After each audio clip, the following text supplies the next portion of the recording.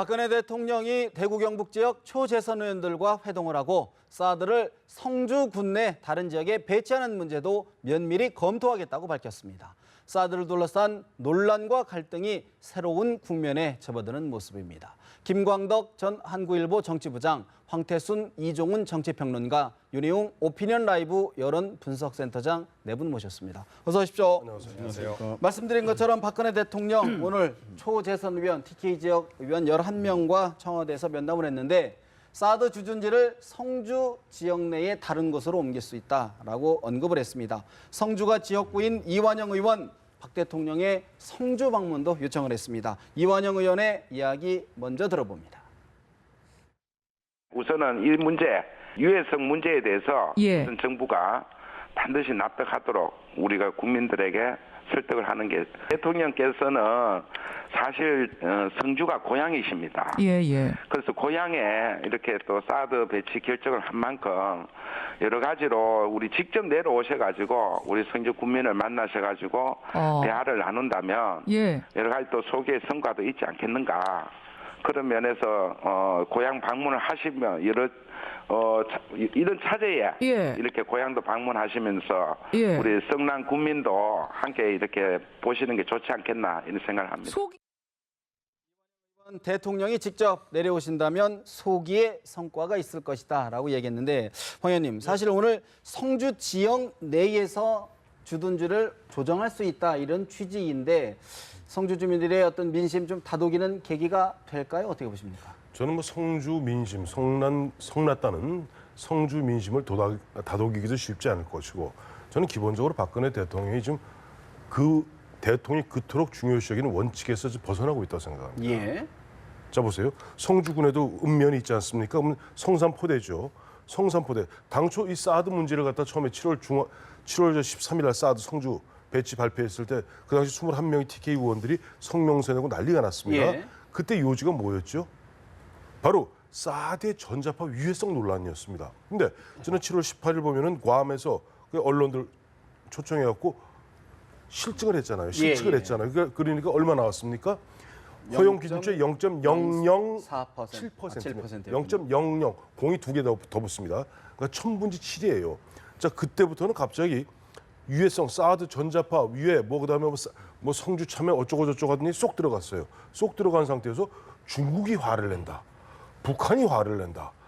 심지어는 어제 보니까 김한정 의원 같은 경우는 북한이 사드를 배치하게 되면 북한이 이제는 막 미사일을 발사해도 어쩔 수 없는 것 아니냐. 명분을 준 것 아니냐. 이런 어떻게 보면 회계 망측한 이야기들을 하고 있는데 문제는 박근혜 대통령이 그와 같은 어떻게 보면 비과학적인 괴담들과 그야말로 어떤 그런 정치적 고려에 의한 주장들에 밀리는 것이 아닌가. 일부 수용한 것 아니냐. 아니 밀리는 것, 좀 밀린다는 표현을 쓰고 싶습니다. 왜냐하니까 자 성주 성산포대를 빼면은 다른데 어디로 갑니까? 다른 읍면에 사람이 없나요? 그 다른 읍면은 그 옆에 군한테 영향을 안 줍니까? 기본적으로 이 문제는 유해성 문제 이제 사그라드니까 그건 그것대로 놔두고, 지금 보면은 야당 의원들이 영거푸 국민의당도 그렇고 더불어민주당도 그렇고 좀 성주를 방문해서 특히 이제 더불어민주당 같은 1박을 하지 않았어요. 1박을 하면서 이런저런 이야기들 하는 것은 지극히 보면 북한 이야기, 중국 이야기, 그야말로 고도의 정치적 이야기입니다. 그런데 이 대목에서 좀 성산포대가 아닌 어느 쪽으로 간다 했을 때는 어떤 문제가 당장 나올까요? 예를 들어서 옆에 무슨 어느 산으로 옮긴다 그러면 비용의 문제가 나올 겁니다. 그럼 야당 입장에서는 비용의 문제가 들기 때문에 반드시 국회에 비준 동의를 얻으라고 나올 거예요. 자, 이것은 지금 야당이라든가 약간 진보 좌파 쪽에서는 중국을 의식해서, 미국하고 한미 동맹도 중요하지만 중국을 의식해서 해서는 안 된다는 입장입니다. 정세현 전 통일부 장관 등. 그런데 여기에서 성산포대에서 한 발 물러날 수 있다. 그야말로 기본적으로 박근혜 대통령이 지금까지 일관되게 유지해왔던 원칙의 문제에서 벗어난 일이 아닌가 하는 걱정이 앞섭니다.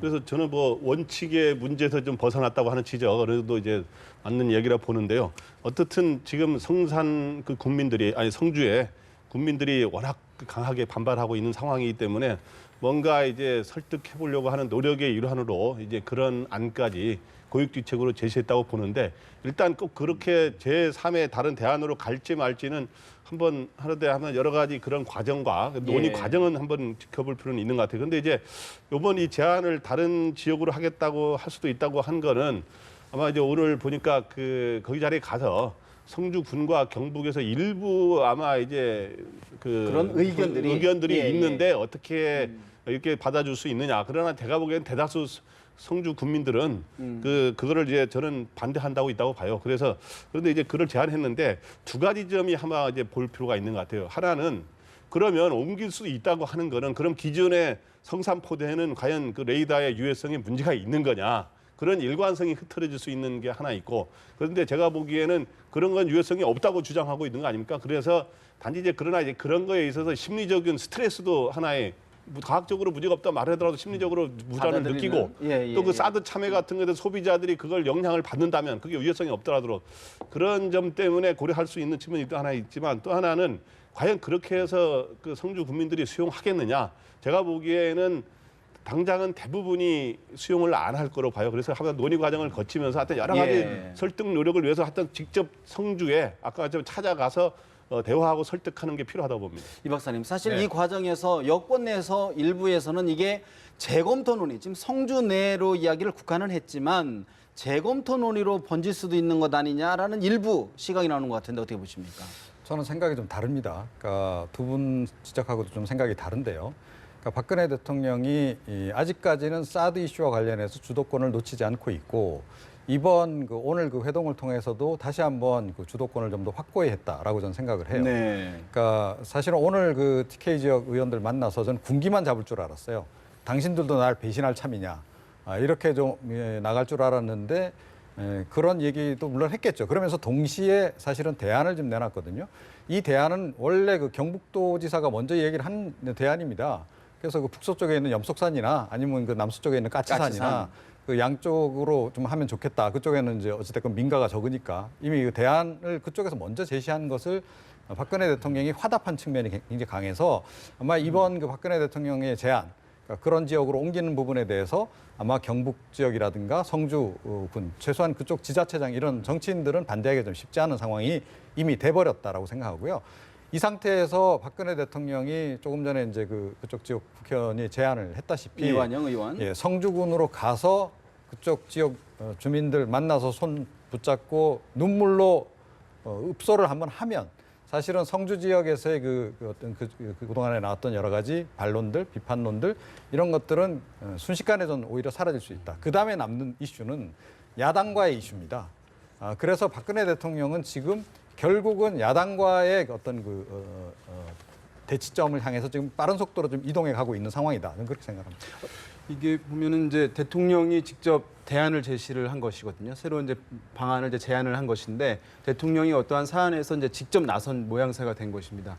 그러니까 그런데 국가의 최고 리더십, 이것은 이제 한국에서 모든 나라도 그렇습니다만 사회 갈등이라든가 문제가 있을 때 마지막에 나서는 것이고 그 나섰을 땐 반드시 문제가 해결되어야 최고 리더십의 손상이 가지 않는 것이거든요. 그렇기 때문에 대통령들이 어떤 일들에 초반부터 직접 나서지 않는 것이라고 할 수 있습니다. 근데 만약에 지금 나섰기 때문에 이 문제가 해결돼야지, 해결되지 않게 되면 대통령의 그런 이제 리더십에 있어서 이전에 비해 상당히 이제 훼손이 갈 수밖에 없고 국정의 어떤 권위라든가 안정성 이런 부분도 손상이 갈 수도 있는 부분이거든요.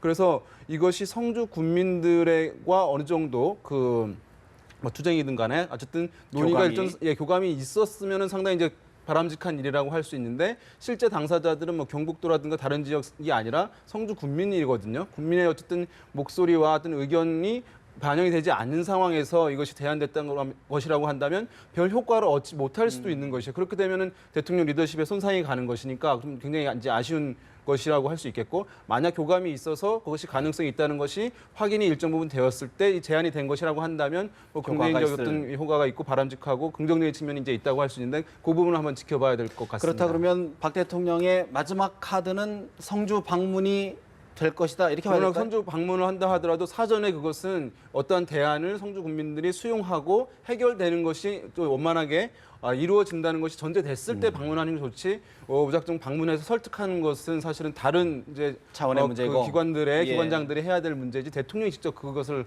할 수는 없는 것이라고 할 수 있겠습니다. 그래서 윤희용 센터장 말씀에 동의하는 게 그러면 앞으로 대통령은 온 동네 사회 갈등 나는 데마다 다 쫓아다녀야 돼요. 그러면 장관들이 못하러 있습니까? 그렇죠. 이 보면은 지금 이완영 의원 같은 경우 보면 대통령이 직접 나서서 이거 한번 뭐 부두모 안고 해주시면 예. 나을 것이다. 왜 감성적인 얘기를 하십니까? 그렇게 너무 어떻게 뭐랄까 뭐 동화 같은 얘기를 하십니까? 지금 현실적으로 사드 문제라는 것은 당초 사드 문제를 갖고도 성주 참외 사드세요. 성주 참외 사드세요. 그야말로 성주 참외가 그 전자파에서 오염되었다는 듯이 바람을 잡았던 사람 바로 구통합진보당 비례대표 1번 출신인 성주에서 20년 가까이 참외 농사를 짓고 있다는 윤금순 전 의원입니다. 이미 알게 모르게 이미 이 내봉에는 이념적인 색채들이 많이 들어가 있어요. 거기다 지금 사드 문제 아까 제가 앞서도 걱정스럽게 말씀드렸던 것이 이제 위해성 문제는 지난 막상 괌에 가서 그야말로 다 공개하지 않았어요. 미국으로 봐서도 가장 그 어떤 뭡니까 그 보안 요건이 높은 그런 사드 기지를 공개하면서까지 측정까지 하지 않았어요.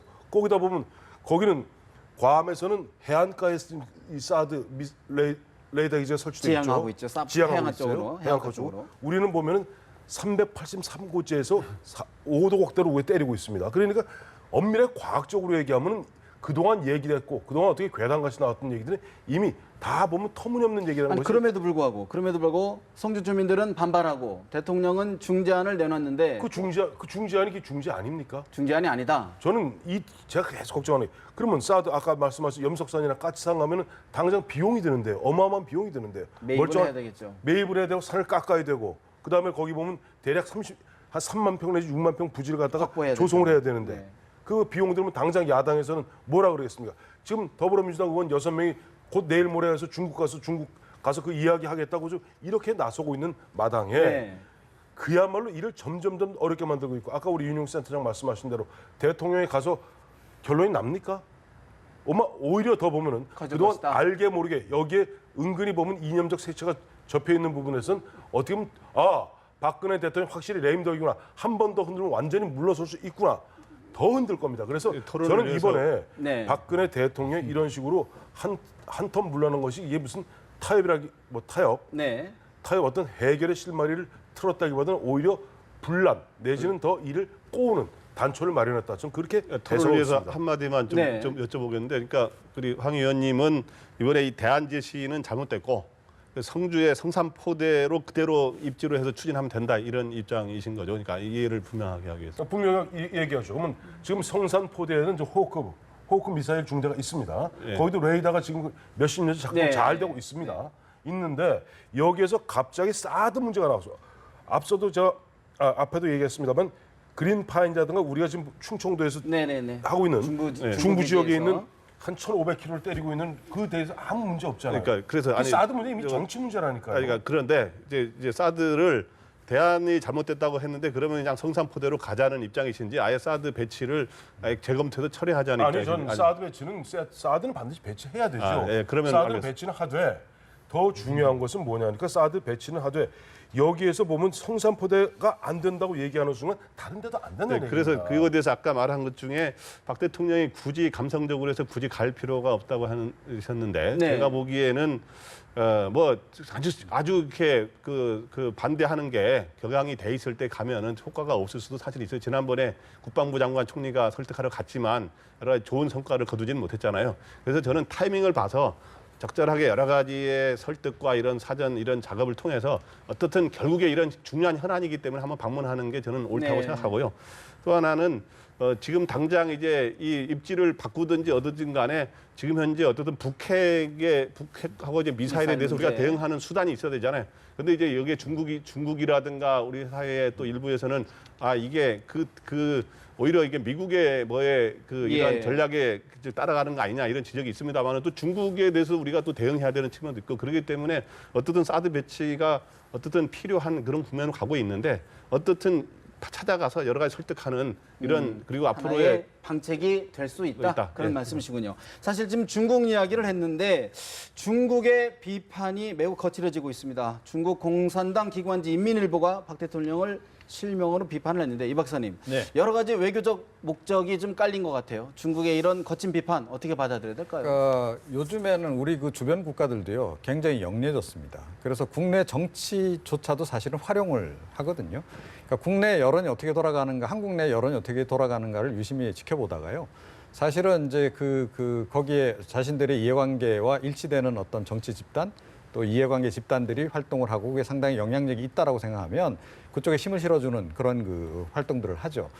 그래서 지금 사실은 지금 최근에 국민의당이 사드 배치에 이제 가장 이제 선봉적으로 반대를 해왔고 더불어민주당 내에서도 기류가 좀 바뀌면서 최근에 친문 진영이 그러니까 주류 세력들이 좀 이제 반대 대열에 사실은 들어서고 있는 진입하고 있는 그런 상황인 거거든요. 그거 사실은 절대 중국 지금 정부가 안 놓치고 있습니다. 이게 놓치고 있을 거라고 생각하는데 절대 그렇지 않고요. 그걸 정확하게 좀 보고 있고 그래서 사실은 지금 중국 공산당의 지금 뭐 부장급 고위 인사가 지금 행사하는 쪽에 지금 더불어민주당 인사들이 가기로 한 것도 그 초청 이런 것들이 다 사실은 중국 정부의 일종의 전략 차원에서 지금 이루어지는 일들입니다. 자, 그런 것들을 우리가 좀 잘 봐야 된다. 그리고 이 대목에서 사실은 야당들도 특히 더불어민주당이 좀 잘 생각을 해야 돼요. 그러니까 왜 더불어민주당은 그러니까 이런 그 안보 이슈만 터지면 그러니까 어떻게 보면 반미의 전통인지는 모르겠으나 왜 꼭 친중국적인 그런 행보를 보이는가? 그리고 북한과 좀 상당히 가까운 듯한 그래서 종북 논란을 유발할 수밖에 없는 그런 행보들을 계속 보이는가? 그것이 계속 그동안에 그 더불어민주당의 그 종북 숙주 논란을 유발을 했고 선거 때마다 그 불리한 변수로 계속 작용해 왔는데도 왜 속절없이 계속 이렇게 끌려 들어가느냐? 참 좀 안타깝다 이런 생각을 그런 측면에서요. 오늘 새누리당 전진석 원내대표가 국가안보에 대한 사대주의다라는 맹공을 펼쳤는데 정진석 원내대표의 이야기 듣고 더 대담 진행해 봅니다. 국가 안보에 대해서 주변국 입장을 옹호하는 신사대주의적 매국 행위를 즉각 중단해 주시기 바랍니다. 우리 국민들은 10년 햇볕 정책과 대북 퍼주기가 북한의 핵 미사일을 개발할 시간과 돈을 주었다고 판단하고 있습니다. 반성과 자숙이 필요한 사람들이 이래서는 안 되는 것입니다. 솔직히 사드 반대 특위를 열자는 말씀이겠죠. 좋습니다. 우선 정부와 성주 국민들 간의 대화가 시작이 되고 또 사드에 대한 안정성 검증 작업을 거쳐서 그래도 의구심이 해소가 안 된다면 사드 특위가 아니라 특위 이상이라도 얼마든지 열 용의가 있습니다. 정진석 원내대표 국가안보에 대한 사대주의의 매국행위다. 10년 햇볕 정책 대북 퍼주기가 북한의 핵과 미사일 개발에 시간과 돈을 대줬다. 맹공을 퍼부었는데요. 본부장님, 사실 지금 이게 이제 김대중 노무현 정부 인사들이 중국 언론과의 인터뷰, 뭐 기고 등등을 이제 언급한 건데 어떻게 들으셨습니까? 일단은 이제 새누리당 입장에서는 사드 문제 상당히 이제 골치 아픈 문제이거든요. 왜냐하면 어쨌든 지역적 텃밭에서 이제 반대하는 기류들이 이제 굉장히 강하게 일고 있는 것이기 때문에 그런데 이런 상황에서 어떤 정치적인 이제 이념적인 문제, 어떤 전 정권과의 그 대립각 문제를 부각할 수 있는 어쨌든 정치적으로 활용할 수 있는 소재가 생긴 거예요. 사실은 그러면서 어쨌든 그런 지역적인 문제에서 실제 정치적인 세력 간의 대결, 이념 간의 대결 문제로 격상시키게 되면 다수가 이제 새누리당은 이 사드 문제에 대해서 좀 더 이제 우위의 입장 아니면 좀 더 유리한 입장들을 할 수 있는 이제 기회를 얻게 되는 것 측면이 이제 정치적인 이제 의도는 일정 부분 있다고 할 수 있겠고 또 물론 이제 실제로 본심도 있으리라고 보긴 합니다. 그 아까 이제 인민일보 기사 같은 경우 이제 보면은 뭐 대통령 지지율이 떨어졌네 이런 표현까지 들어가고 박근혜 대통령 실명 얘기하는 게 사실은 보면은 단순한 비판과 신중함을 요구하는 것을 떠나서 외교적 수사를 떠나서 어떻게 보면 조롱하는 부분이 들어가 있는 것이거든요. 이렇게 되면 사실 이것은 사드 배치의 옳고 그름 이런 문제를 떠나가지고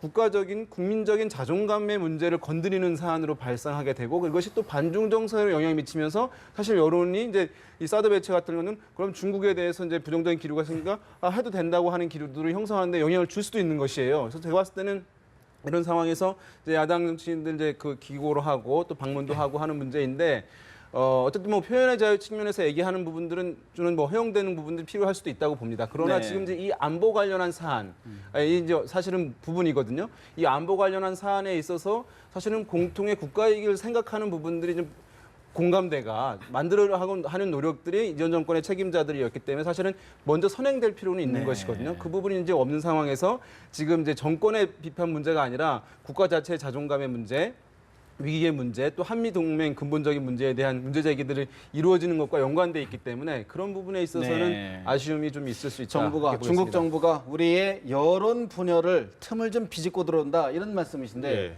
그래서 아까 저는 유 의원님하고 이제 생각이 좀 비슷한데 그게 뭐냐 하면 지금 새누리당에서 이제 이러한 야당과 여기에 이제 중국의 또 언론에 기고한 이런 삶들에 대해서 이제 뭐 사대 행위, 매국 행위 이렇게 비난을 하고 있는데 제가 보기에 이렇게까지 비난할 거는 아니라고 봐요. 뭐 정치 공세 측면도 있고 그러는데 하여튼 이거는 좀 그렇게 중국의 전략에 소위 휘말릴 수 있는 거는 굉장히 주의하고 자제해야 된다는 말을 꼭 하고 싶어요. 이게 왜 그러냐면 중국이 지금 왜 이렇게 자기의 인민일보라든가 신화통신 그리고 여러 가지 정치인 초청 이런 걸 통해서 공세를 펴고 있느냐? 그건 딱 두 가지 이유 때문이에요. 일단 지금 이러한 지금 동북아의 미국과 중국의 패권 경쟁이 벌어지는 상황에서 한국이 어느 쪽으로 가느냐가 굉장히 중요한데 한국이 결국은 한미 동맹을 택했다고 보는 거죠. 사드 배치를.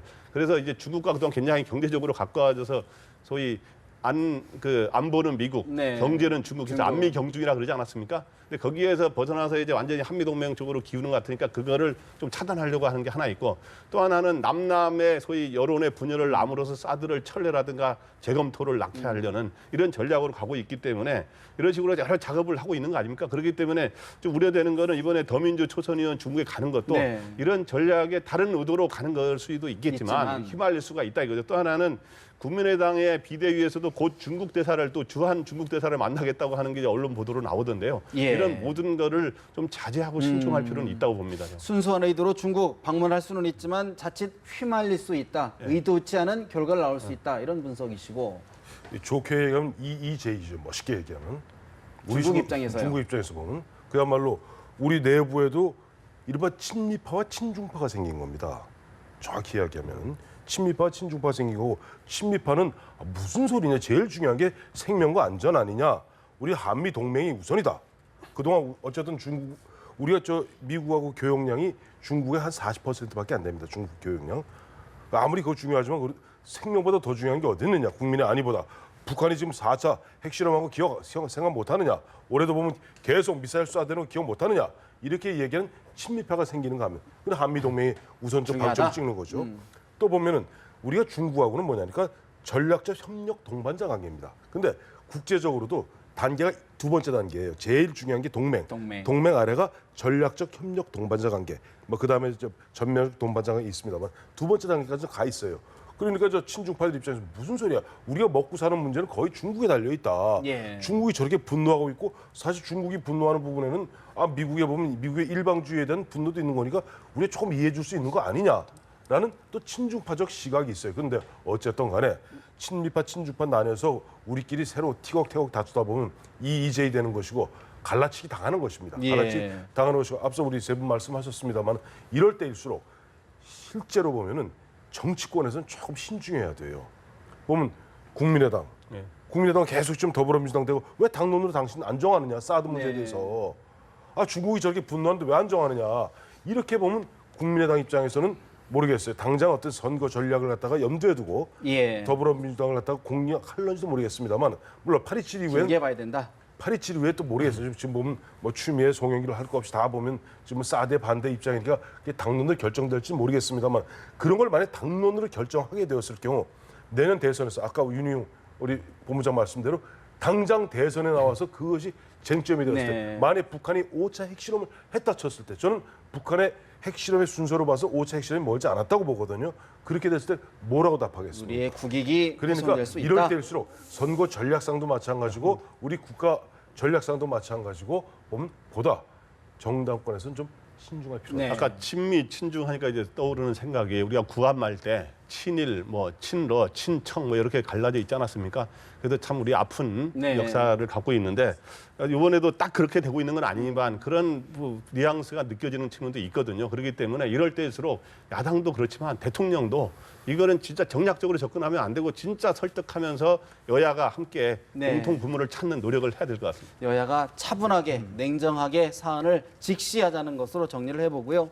새누리당 전당대회 사실 요즘 더 뜨거운 관심을 받고 있는 분이 있습니다. 바로 김무성 전 새누리당 의원 대표의 행보인데 어제 김무성 대표의 이야기 잠시 더 들어보고 대담 이어갑니다. 만나서 무슨 말씀을 하실지 모르겠습니다만 전당대회를 앞두고 대통령께서 특정 지역의 의원들을 만나는 것은 그거는 저는 잘못된 일이라고 생각합니다.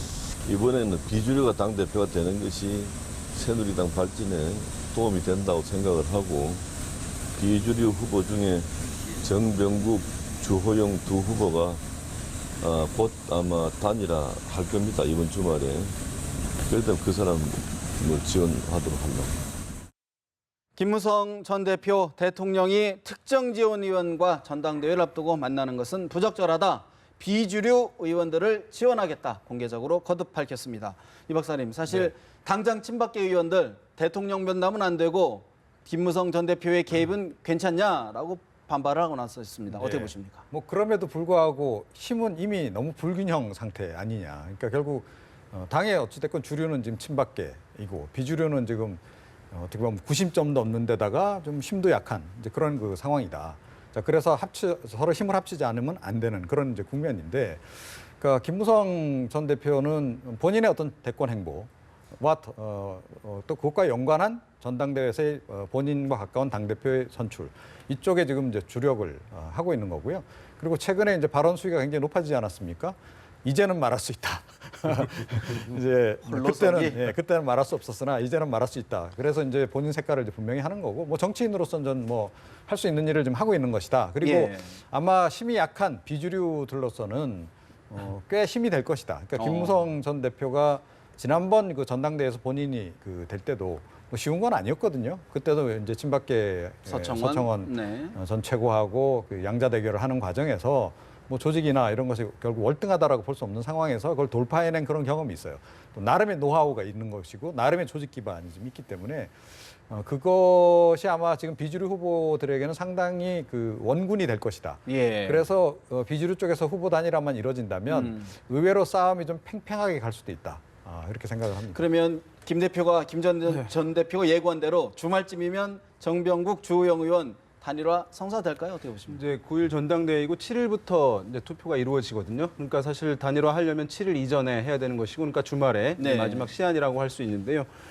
저는 이제 가능성 뭐 일단 있을 텐데 정병국 의원의 어쨌든 당대표 선출될 가능성을 어느 정도 짧은 시간 안에 보여주느냐. 왜냐하면 주호영 의원 입장에서는 본인이 단일화에 응하지 않았을 경우에 안 왔기 때문에 당대표 되지 못했다라고 하는 책임론에 휩싸일 수 있는 것이거든요. 그래서 그 가능성을 정병국 의원이 좀 보여줄 경우에는 단일화 이제 응할 가능성 상당히 높고, 만약에 이제 여러 가지 내부에서 조사도 해보고 하지 않겠습니까? 그런데 불구하고 미미하다라고 했을 경우에는 이제 또 응하지 않을 수도 있고 본인 마지막까지 이제 목소리를 높일 수도 있을 것 같은데요. 그럼에도 불구하고 어쨌든 비박계로서는 뭐 김무성 대표의 압박, 여러 가지 비박계들의 이제 요구들이 있기 때문에 단일화 가능성은 뭐 막판에 극적으로 될 가능성은 있고, 또 이것을 마지막에 해야 되는 이유가 이제 있습니다. 왜냐하면 단일화를 지금 당장 먼저 해버리게 되면 친박계 또 단일화 요구를 또 강화시킬 수 있거든요. 그럴 수 있기 때문에 최대한 이제 선거에 임박해서, 투표에 임박해서 마지막에 단일화하려고 하는 전략을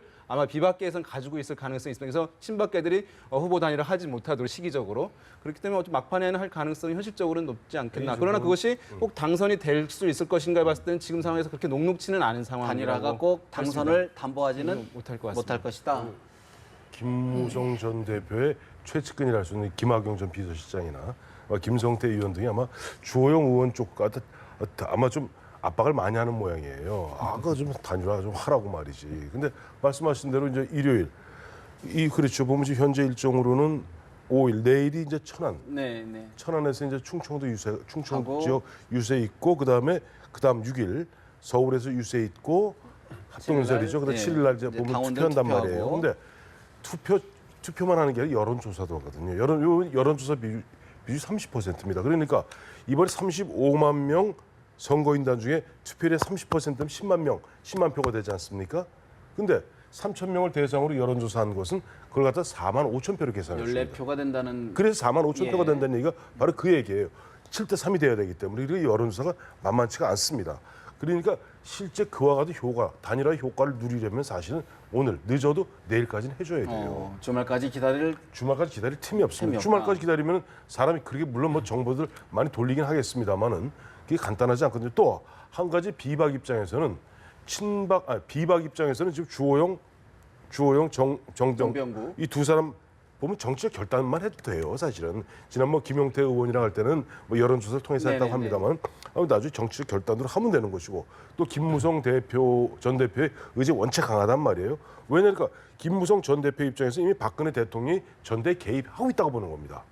이건 뭐 서청원 최경환의 문제가 아니에요. 그야말로 가장 오리지널인 대통령이 이미 개입하고 있다고 보기 때문에 그렇다면 반드시 단일화 이루어야 된다. 다 어떻게 보면 비박 입장에서 친박에 지금 이주영, 이정현, 한성교 세 분이 있습니다만 요즘 이정현 의원의 그 추격세가 만만치 않다고 그래요. 막상 돌풍이죠. 막상 그 여론조사에 보면 여론조사상으로는 뭐 1등으로 달리고 있다는 결과가 심심치 않게 나오고 있거든요. 그러면 이주영 조직, 그러니까 영남을 기반, 부산 경남을 기반으로 한 이주영 의원과 어쨌든 호남을 기반으로 한 호남은 사실 2.7%밖에 안 됩니다. 다 선거 인단수는. 하지만 여론조사상 굉장히 높게 나오는 이정현 후보 단일화 참 어떻게 보면 역설적으로 되게 쉽지 않거든요. 그렇다면 비박 입장에서는 진짜 보면 아까 뭐 친박이 후보 단일화 될까 안 될까 그걸 걱정해서 이거 갖다 시간을 미루기보다는 빨리 결단을 하는 것이 오늘 오후나 내일 오전 중에라도 금요일 아닙니까? 그렇게 해서 뭔가 빨리 그와 같은 상황을 전파하는 것이 선거 전략적으로도 보면 승산을 높이는 길이기도 하죠. 사실 근데 친박 입장에서는 좀 전에 분석을 해주셨는데 2강이라고 뽑히는 이정현, 이주영, 양강구도 사실 끝까지 가겠다는 지금 기류가 강하거든요. 어떻게 보십니까? 그거는 이렇게 봐야 돼. 이번에 이제 대표 경선에 두 가지 가장 중요한 변수, 남은 변수는 뭐냐면 친박이 누구를 주로 밀어주느냐, 단일화 전략을 펴는 건 아닌데 누구를 밀어주느냐에서 소위 인비저블 핸드라고 보이지 않는 손이 어느 쪽으로 쏠리면서 사실상 내 물밑 오더가 떨어지느냐 그게 하나 있고 그 다음에 이제 비박의 단일화가 되느냐, 그럼 누구로 되느냐 이게 이제 두 가지가 중요한 변수인데 일단 여기서 전략 차이를 봐야 돼요. 친박은 지금 어떤 전략을 펴고 있냐 하면 지금 천재는 도토리 기재기 경국으로 싹 가서 누구를 특정 비토를 하거나 누구를 확 몰아주는 분위기를 형성하지 않고 그러면 처음에 누구를 밀어주면 지금 굉장히 역풍이 불 수 있잖아요. 여러 가지. 그래서 막판에 그래서 지금 최경환, 서청원도 멀리 떠나 있다가 지금 속속 들어오는 국면인데 막판에 조금 이 사람 될 것 같다는 사람 딱 밀어주는 전략을 해서 당권을 차지하는 전략이고 비박은 순차적 단일화. 그래서 이제 꼭 단일화를 해야 이번에 받은 당권을 차지할 가능성이 있다라고 해서 이제 하는데 근데 이제 딜레마는 뭐냐 하면 두 사람 다 여론의 지지하고 조직의 지지가 친박, 비박이 약간 상치된다는 데 고민이 있는 거예요. 지금 여론조사상으로 친박의 경우 이주영 의원이 좀 약하잖아요. 이정현 의원보다. 근데 이정현 의원이 여론사에 좀 앞서지만 그리고 영남의 지금 대의원들이 선거인단이 45%가 영남 출신이라는 거 아닙니까? 그러니까 거기서 앞서는 이주영 의원은 조직으로 좀 강세를 보이고 그런 있어서 측면에서요. 좀 전에 최경환 의원을 언급하셨는데 이제 오늘 귀국한단 말이죠. 어떤 모종의 물밑 역할을 할 거다 이렇게 보십니까? 저는 역할을 어느 정도 할 거로 것이다. 봅니다. 공식적으로는 안 할 텐데 이제 오늘 최경환 의원이 이제 영국 방문을 마치고 귀국하고 그 다음에 강원도 지금 소위 바캉스를 빙자해서 지금 강원도로 멀리 외곽으로 떨어져 가신 서청원 의원도 이제 좀 7, 8일에 들어온다는 거죠, 서울로. 그러면 속속 들어와서 뭐 멀리 떨어져서 전화로 오더한 데는 장애가 없지만 와서 이제 분위기를 형성하면서 누구 쪽으로 오더를 살짝 내리지 않을까. 판에는 가짜로 누구를 일방적으로 딱 소문나게 하진 않지만 자연스럽게 전례를 비춰봤을 때 그럴 것이라는 말씀인 것 같고. 그러니까요. 그러니까 요즘은 휴가를 가도 휴가 간 게 아니고 해외 가도 해외 간 게 아닙니다. IT 강국 아닙니까? 예. 자, 그런데 이분들이 굳이 들어온 이유는 왜 들어왔을까요? 현장 지휘를 해야 되기 때문에 들어오시는 거죠. 전당대회 현장에서. 자, 이제 그런 측면에서 이제 보자면 이제 친박계도 움직이기 시작했다라고 이제 봐야 되는 것이고 일단은 뭐 친박계는 사실은 그동안은 행복한 고민을 한 거 아닙니까? 친박계 주자 세 사람 다 뭐 괜찮은 성적표를 보이고 있고 1, 2위 뭐 양강도 사실은 친박이고 그러니까 뭐 그 가운데서 이제 최종적으로 간택만 하면 되는 이제 이런 상황이 온 거죠. 자, 그래서 이제 레이스를 펼쳤다. 이제 총정리를 해야 되는 단계에 온 거죠. 자, 그렇다고 해서 또 비주류가 하고 있듯이 단일화를 하는 이런 모습으로 또 가는 것은 그거 역시 그동안의 단일화에 대해서 비판했던 그런 부분이 있기 때문에 그것도 할 수 없는 것이고 내막적으로 합의를 해서 사실상의 단일화를 하는 방향 그래서 표를 한쪽으로 몰아주는 방향으로 결국은 갈 것이다. 저는 그렇게 생각합니다. 어떻게 보십니까, 윤봉호 선생님? 예, 그래서 뭐 친박계도 사실은 뭐 이제 이주영 의원 또는 이제 이정현 의원 중에서 한 명이 이제 가능성 상당히 높다고 할 수 있을 텐데 아직까지 말씀하신 대로 이제 한 명으로 정해지는 것은 아니라고 할 수 있겠지만 이제 비박계 어쨌든 단일화 그다음에 어떤 뭐 지지율의 상승 이런 것들을 보면서 한쪽으로 사실은 이제 힘을 몰아주는 모양새가 어쨌든 결국에는 있을 수밖에 없다고 생각하고 다만 이제 이거 약간 다른 얘기를 합니다만 이제 개파 간에 뭐 오다를 내린다 이런 얘기 하지 않습니까? 네네. 누구를 찍어라라고 지시. 사실은 이제 이게 김용란법에 의하면 안 되는 것들이거든요. 사실은 근데 과거부터 많이 이제 이게 전례들이 이루어졌는데 이제 그것도 적용돼서 자유롭게 좀 투표를 하면 어떨까라는 생각도 한번 얼핏 해봤습니다. 사실 근데 오다 중요한데요. 저는 아까 최경환 의원, 서청원 의원 이제 말씀들 하셨잖아요. 네. 갑자기 최경환 의원 얘기 딱 들으니까 이런 생각이 들어요. 전화하지 마세요. 녹취록 때문에 그 혼쭐이 나셔놓고서 또 전화로 오다 때렸다가는 네. 나중에 어떤 일이 어떻게 벌어질지 모릅니다. 요즘 모든 스마트폰이 자동 녹음 기능이 있기 때문에 가급적 전화하지 마시고 알겠습니다. 굳이 오다 내리시려면 직접 만나서 내리세요. 네, 사실 뭐 지금 이번 새누리당 전당대회 또 의외의 결과가 나올 수 있다라는 분석도 있고요. 또 친박계 한선교 의원도 열심히 뛰고 있다는 말씀 전해드려야 될 것 같습니다. 자, 서울시장 이야기를 좀 해봐야 될 것 같습니다. 대권 주자인 박원순 서울시장이 복지부, 정부의 반대에도 불구하고 청년수당 지급을 강행했습니다. 새누리당 강하게 반발하고 있습니다. 민세진 혁신 비상혁신대책위원회 위원의 이야기를 잠시 들어봅니다. 이번 청년수당은 청년에게 마약성 진통제를 놓는 것에 불과하다고 비판할 수밖에 없습니다. 정도를 찾는 것은 항상 어렵습니다. 하지만 그렇다고 서울시가 쉬운 위로의 방법을 찾아서 이렇게 귀한 세금을 쓴다는 것은 다른 길이 아닙니다. 새누리당 민세진 혁신 비상대책위원 마약성 진통제를 놓는 것에 불과하다 강하게 비판했습니다. 본부장님, 오세훈 서울시장 때처럼 무상복지, 포퓰리즘 논란이 나오는 것 같습니다. 어떻게 진단하십니까? 네, 그래서 이거는 큰 틀에서 보면 내년 대선을 앞두고 여야의 큰 사파 싸움이라고 볼 수 있어요. 의제를 놓고. 그래서 과거에 보면 이제 무상급식, 옛날 지방선거에서 이제 소위 무상급식으로 야당이 굉장히 선전을 했고, 그래서 무상급식 그리고 이게 경제민주화 이런 것들이 주요 이슈였는데, 이전에 내년으로 가는 국면에서 주요 이슈 중에 하나가 지금 거론될 수 있는 게 바로 이 세제 개편.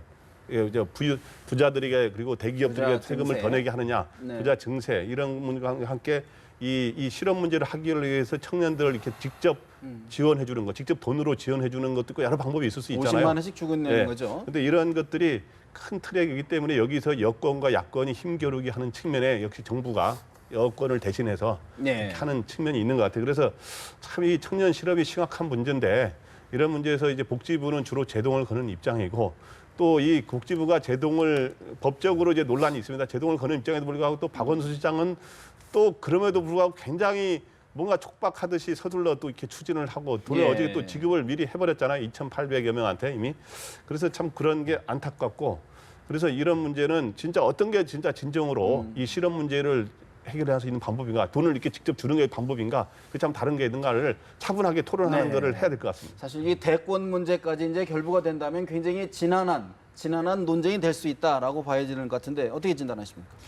저는 뭐 의외로 이게 간단하게 좀 정리가 수도 될 있다. 가능성이 좀 높다라고 보는 게요.